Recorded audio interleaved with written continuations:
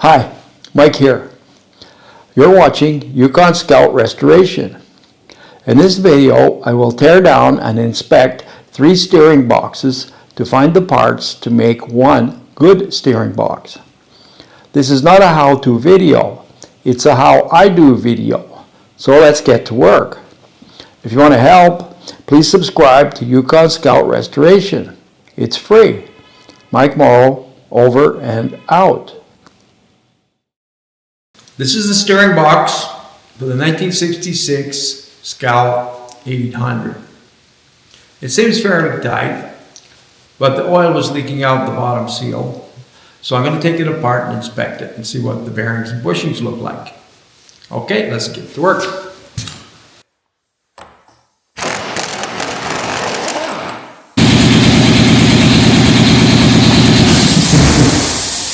Note that the bottom of the pitman arm is marked.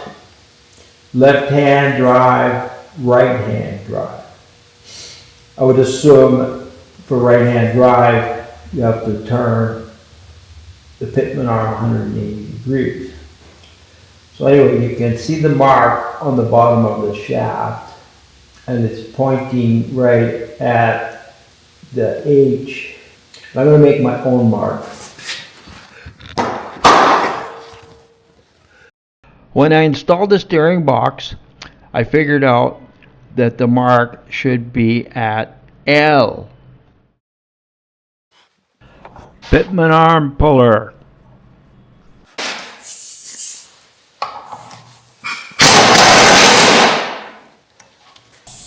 I'm removing the pitman arm and wire brushing the spline. So this is the filler. This is the adjusting screw. Breaking loose the nut in the adjusting screw.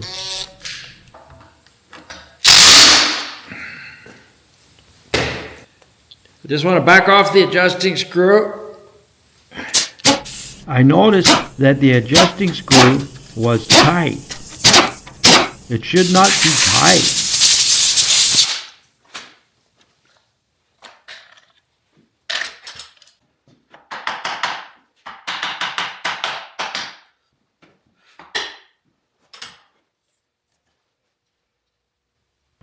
Removing the lever shaft and the lever shaft stud.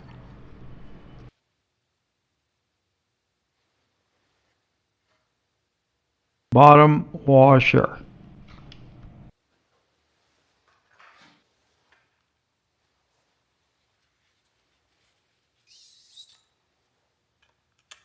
Spring and seat. Clamping in place makes it easy to work on.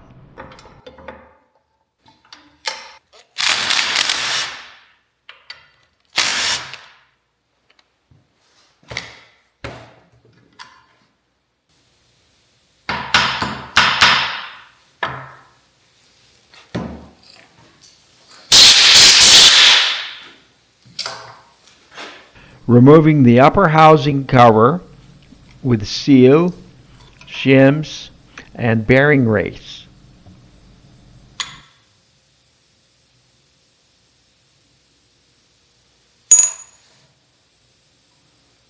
Removing the tube with cam assembly.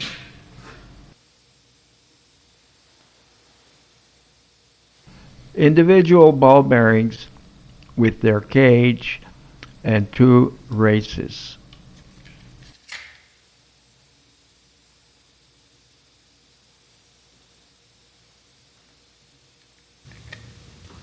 Now that I've washed it all down with Varsol and compressed air, I'm just going to pop the seal out, the screwdriver, the old oil seal, here.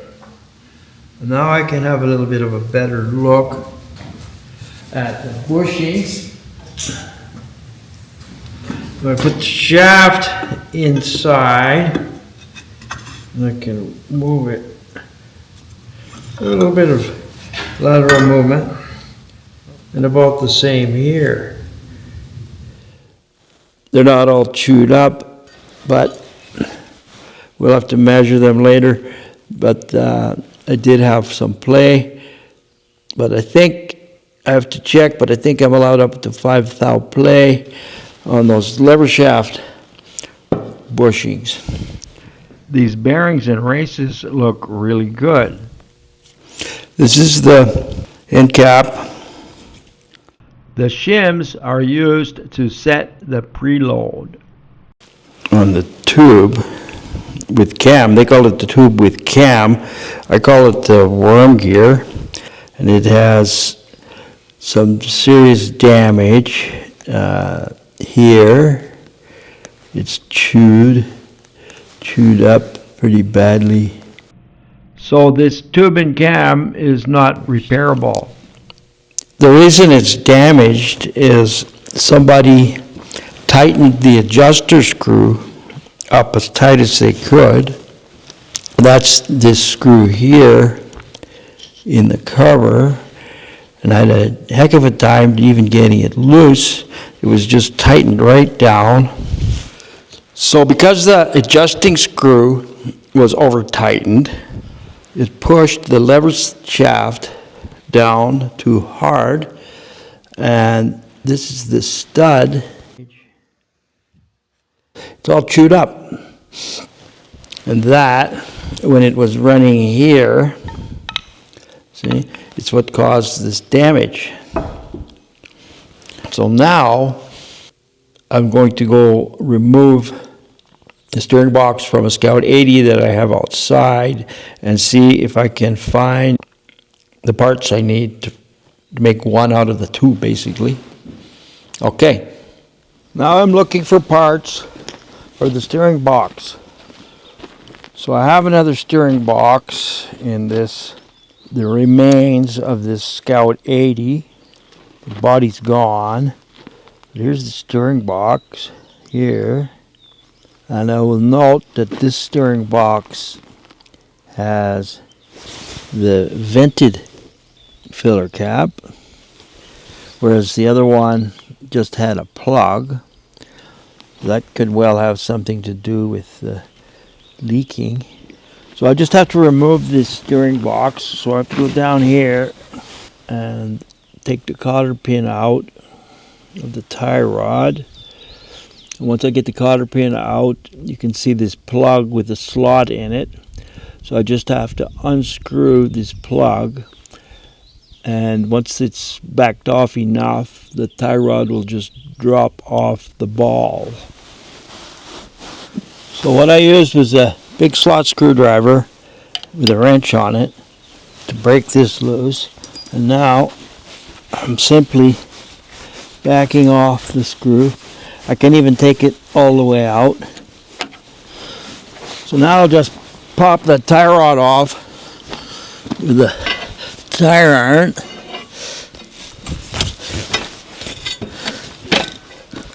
Just like that. Now it's just a matter of undoing these 3 bolts with a 3/4 inch socket and a 3/4 inch wrench to hold the nut on the back.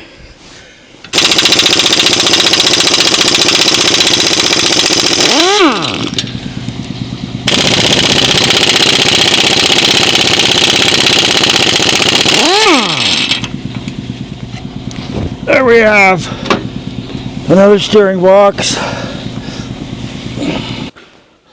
So now that I know that the original steering box has serious damage to the tube and the stud, so I've removed another steering box identical from a Scout 80, and I'm going to tear this one down and see if I can find the parts to make one out of the two. So let's get to work.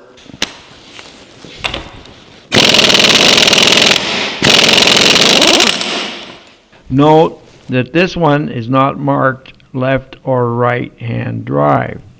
Note that the ball has a flat spot on one side. It's worn out. Note the adjuster screw was very tight on this box also.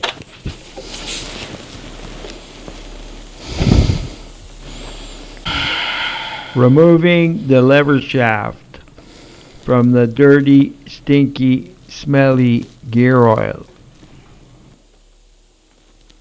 Retrieving the spring, the seat, and the washer.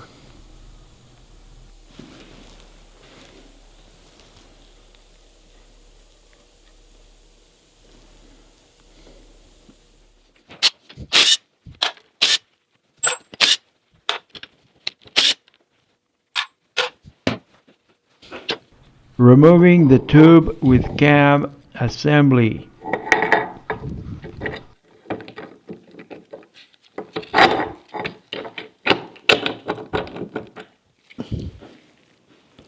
Unfortunately, the worm gear in the second steering box has a big chunk out of it.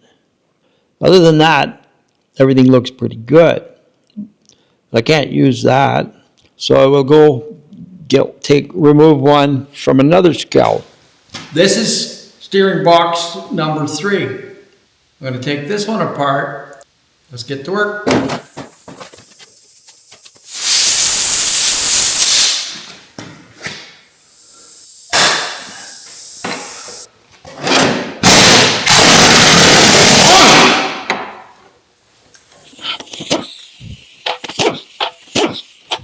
Loosening the lock nut on the adjuster screw.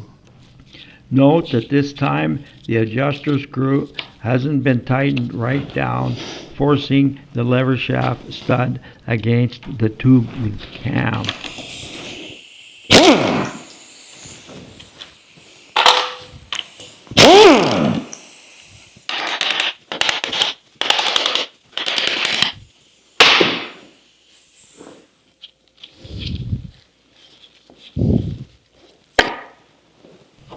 Removing the lever shaft.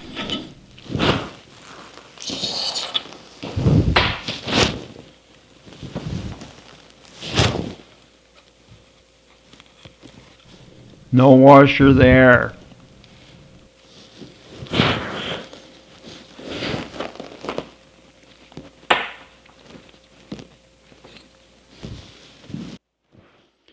Note that both washers were at one end of the spring, so somebody's had it apart and put it together wrong.